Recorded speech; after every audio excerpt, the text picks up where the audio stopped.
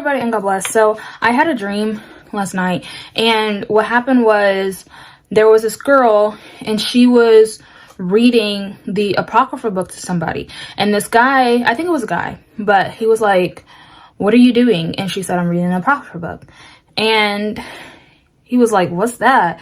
And she said, "What? You don't know what the Apocrypha book is?" And she said, "It's so easy to read, and it goes with the books in the Bible, and it goes with Enoch, the book of Enoch," is what she's saying.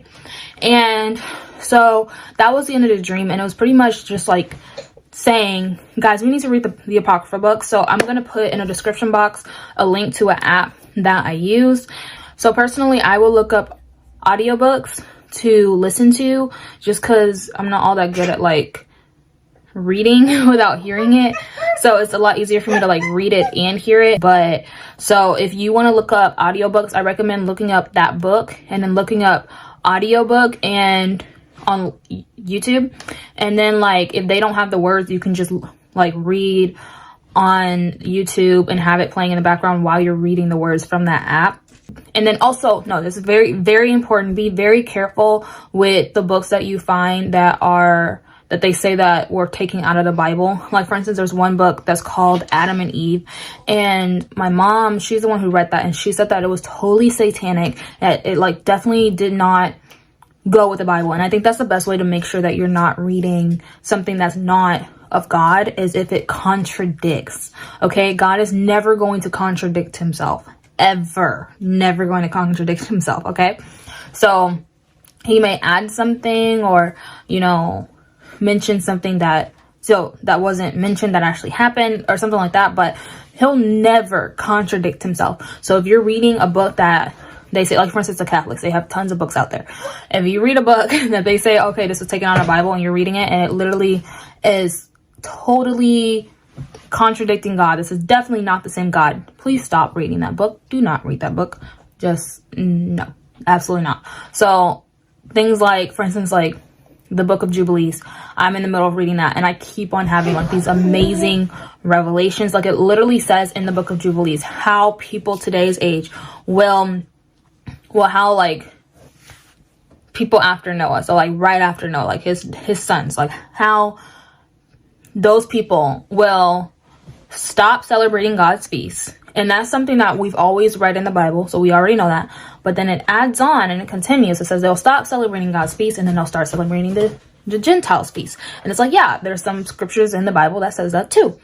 But then it adds this one on, and this is the one that like blew my mind. And I posted it in a community post, but I want to go ahead and just record it so that way you guys can like really listen to it. But it says how not only will they start celebrating the Gentiles' feast, some people will switch up the feasts, and only the people who look at the moon will notice like, okay, those feasts are not the same. Not on the same days or anything like that. Like my mom had made a community post a while back, and she had talked about how the people living in Jerusalem right now who call themselves Jews, they a long time ago had said that they wanted to stop going by the moon. They said they wanted a unified like feast thing. So they switched up their feasts like really, really badly. The days were completely off because they were not going by the new moons. So that was just like mind-blowing, and it wasn't contradicting to the Bible. It was just adding on to the Bible. And I just want to point that out because that is so amazing. You know, there's so many things that I learned reading like the book of Joshua. Like I was so lied to about Moses and the Pharaoh. Like seriously, I don't think I can watch another Moses movie when they have the Pharaoh looking like he fine 09. Like no, the Pharaoh back then looked like a dwarf. Okay, so dwarf, but like he was really, really, really, really ugly. Also, there were only 2 pharaohs since they were in captivity, so they weren't even in captivity like for hundreds and hundreds of years like we've been taught. They were not in captivity that long. But the point that I'm trying to make is there's so many things like that. Like the Bible itself is a mystery, right? And then these extra books that the Catholics had took out are the answers to a lot of those mysteries. So it's just like it's literally mind-blowing and just so much fun to read. So I recommend like maybe starting with Jubilees, because I had read Enoch first and then I read Jubilees, and Jubilees like really cleared up some things in Enoch for me. But it's just like, if I would have read Jubilees first, then I would not have been confused at all with Enoch. So that's just my personal preference. But all honestly, just pray to God, be led by God, whichever one like pops up first. The one that popped up first for me, I think, was Esther. I think it was Esther. Actually, no, Esther was the second book I read. I read something else first, but I can't remember.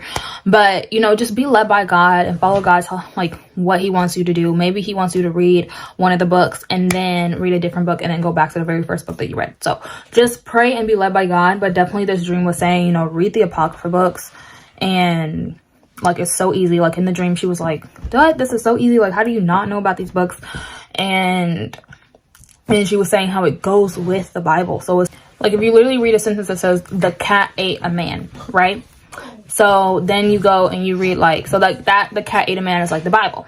But then like you say, you go read the extra books that was taken out, and you find out that that sentence actually reads the big cat ate a toy man, or ate a chocolate man, like it's a toy or a food. So like the first sentence, you're thinking like, oh my goodness, this like cat ate a man, how on earth did a little cat eat a man, like what's up? And then you read the actual, like the rest of the words that were taken out, it's like, oh, it's a big cat, so it's probably like a tiger or like a lion or something like that, and it ate like a toy man, so it's not a real man.